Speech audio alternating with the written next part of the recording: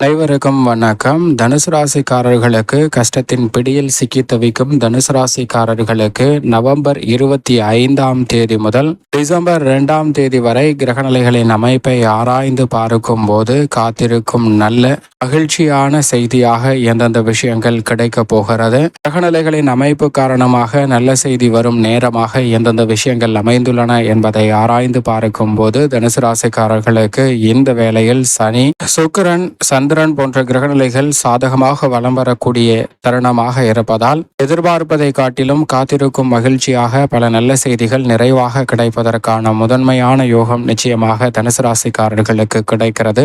அப்படி பல நல்ல வாய்ப்புகளை உருவாக்கி கொடுக்கக்கூடிய நிலையில் கிரக நிலைகளின் அமைப்பு சாதகமாக இருப்பதால் சரியாக பயன்படுத்திக் கொள்ளுங்கள். அது மட்டுமல்லாது நாம் சொல்லக்கூடிய பலன்கள் தங்களுடைய வாழ்வில் மிக சிறப்பான முன்னேற்றத்தை ஏற்படுத்தி கொடுக்கிறது என்றும் பதிவிடுகிறீர்கள், நன்றி என்றும் தெரிவிக்கிறீர்கள். அதை பார்க்கும்போது மிகுந்த மகிழ்ச்சி அடைகிறோம். மென்மேலும் உங்களுடைய வாழ்வில் பல நல்ல வாய்ப்புகள் நிறைவாக கிடைந்து உங்களுடைய வாழ்நாள் முழுவதும் மகிழ்ச்சி நிறைவாக கிடைப்பதற்கான வாய்ப்புகளை கிரகநிலைகள் மற்றும் அருளால் நிறைவாக பெறுவதற்கான யோகம் கிடைக்க வேண்டும் என நெஞ்சார வாழ்த்துகிறோம். ஆனால் அதே வேளையில் சில கிரகநிலைகளின் அமைப்பு சாதகமற்று இருப்பதால் சின்ன சின்ன தடைகள் வரலாம். இருந்தாலும் சனி உட்பட பெருவாரியான கிரகநிலைகள் நல்ல மாற்றத்தை ஏற்படுத்தி கொடுக்கக்கூடிய அமைப்பில் வலம் வரக்கூடிய இந்த வேளையிலும் நீங்கள் சொல்லக்கூடிய பலன்கள் எங்களுக்கு மிகுந்த மகிழ்ச்சியை ஏற்படுத்துகிறது. காதில் தேன் வந்து பாய்கிறது போல் மிகுந்த ஆனந்தத்தை கொடுக்கிறது. ஆனால் யதார்த்தமான நடைமுறை வாழ்க்கையில் அது போன்ற நல்ல பலன்களை எங்களால் பெற இயலவில்லை.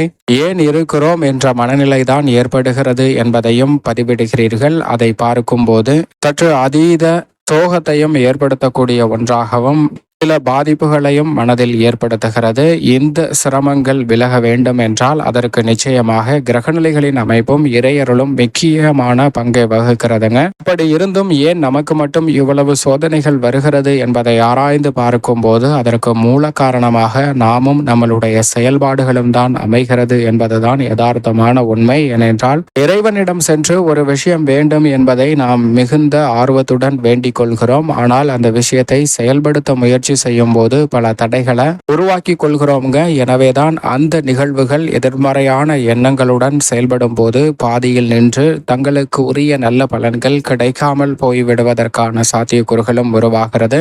இந்த தருணத்தில் உண்மையான நிலை என்னவென்று பார்த்தால் உங்களுடைய நம்பிக்கை முழுமையாக இறைவன் மீதும் இல்லை, உங்களுடைய செயல்பாடுகளின் மீதும் இல்லை என்பதுதான் யதார்த்தமான உண்மையாக பார்க்கப்படுகிறது. ஆனால் அதே வேளையில் நம்மளுடைய வாழ்க்கை என்பதே நம்பிக்கை தான். நம்பிக்கையில் அதிக கவனத்துடன் இருந்தால் நிச்சயமாக நல்ல முன்னேற்றம் கிடைக்குங்க. ஏனென்றால் நேர்மறையான சிந்தனையுடன் இறைவனிடம் வேண்டிய போதே எனக்கு இது கிடைத்து விட்டது, கிரகநிலைகளின் அமைப்பும் அதற்கு சாதகமான ஒரு சூழலை உருவாக்கும் என்ற நம்பிக்கையுடன் ஈடுபடும் போது நிச்சயமாக நீங்கள் எதிர்பாராததை விட நல்ல முன்னேற்றம் கிடைக்கும். ஏனென்றால் நேர்மறையான சிந்தனை என்பது இறைவனிடம் 100 முறை மன்றாடியதற்கு இணையான பலம் வாய்ந்த ஒன்றாக பார்க்கப்படுதுங்க. எனவே அனைத்து விதமான பணிகளிலும் நம்பிக்கையுடனும் நேர்மறையான சிந்தனையுடனும் செயல்பட்டாலே நல்ல மாற்றம் தனுசு ராசிக்காரர்களுக்கு கிடைக்கும். நேர்மறையான எண்ணங்களுக்கு எவ்வளவு ஆழ்ந்த பலம் இருக்கிறது என்றால் எதிர்மறையான சிந்தனை என்றால் நிச்சயமாக யூகித்துக் கொள்ளுங்கள். உங்களால் யூகிக்க முடியாத அளவிற்கு கஷ்டத்தின் பிடியில் சிக்கி தவிப்பதற்கான முதன்மையான காரணமும்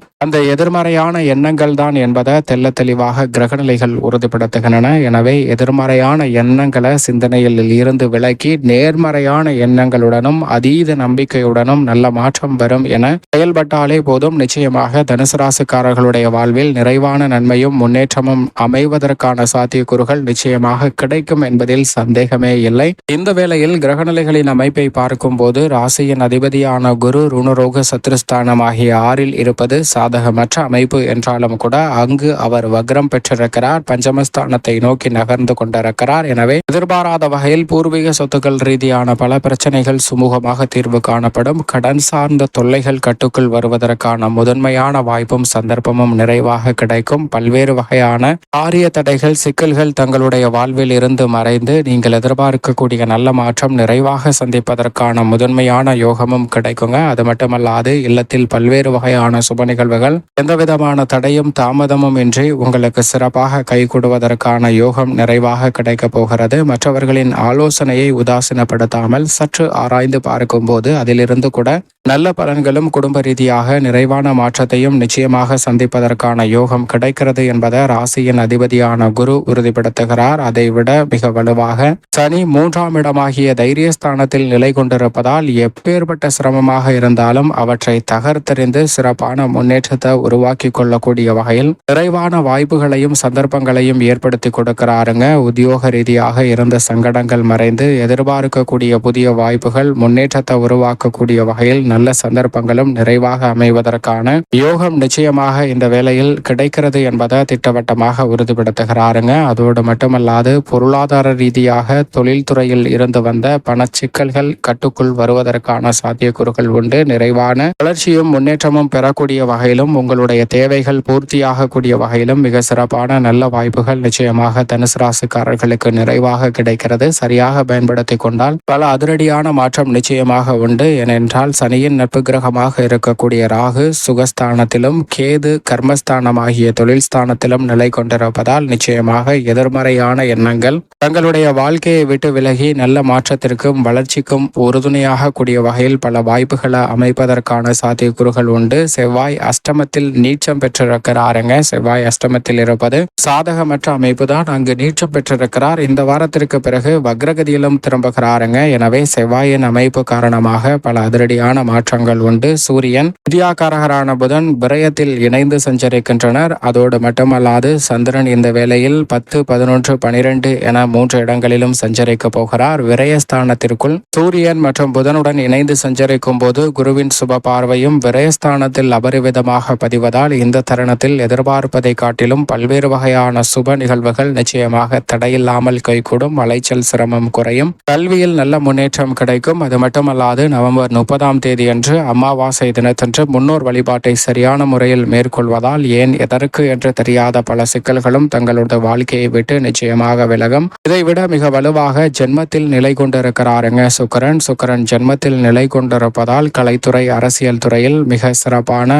வளர்ச்சியும் முன்னேற்றமும் நிறைவாக கிடைப்பதற்கான முதன்மையான யோகம் கிடைக்கிறது. பல்வேறு வகையான காரிய தடைகள் சிக்கல்கள் சிரமங்கள் அனைத்துமே தகர்த்தெறியப்பட்டு நல்ல வளர்ச்சிக்கும் முன்னேற்றத்திற்கும் அடித்தளம் இடக்கூடிய வகையில் புதிய வாய்ப்புகளையும் சந்தர்ப்பங்களையும் நிறைவாக உருவாக்கி கொடுக்கிறாருங்க. எனவே நீண்ட நாட்களாக இருக்கக்கூடிய பல்வேறு வகையான சிக்கல்கள் விலகி நல்ல முன்னேற்றம் நிறைவாக சந்திப்பதற்கான முதன்மையான யோகம் இந்த வேளையில் நிச்சயமாக உண்டு என்பதையும் திட்டவட்டமாக உறுதிப்படுத்துகின்றன கிரகநிலைகள். எனவே இந்த தருணத்தை சரியாக பயன்படுத்தி கொண்டால் நிச்சயமாக நல்ல மாறுதல் நிறைவாக கிடைப்பதற்கான வாய்ப்பு கிடைக்கும். மேலும் சாதகமாக மாற்றிக்கொள்ள நிச்சயமாக தனுசு ராசிக்காரர்கள் பிரதோஷ தினத்தன்று அருகாமையில் உள்ள சிவன் ஆலயம் சென்று தீபம் ஏற்றி வழிபாடு செய்யுங்கள். தங்களுடைய வாழ்வில் இருக்கக்கூடிய அனைத்து விதமான தடைகளும் அகன்று சிறப்பான வளர்ச்சியும் முன்னேற்றமும் எந்த விதமான தடையுமின்றி உங்களுக்கு கிடைக்குங்க. காத்திருக்கும் மகிழ்ச்சியாக பல நல்ல செய்தி வரும் நேரமாகவும் சிறப்பாக அமைவதற்கான முதன்மையான யோகம் நிச்சயமாக கிடைக்கும் என்பதில் துளியளவும் சந்தேகமே இல்லை.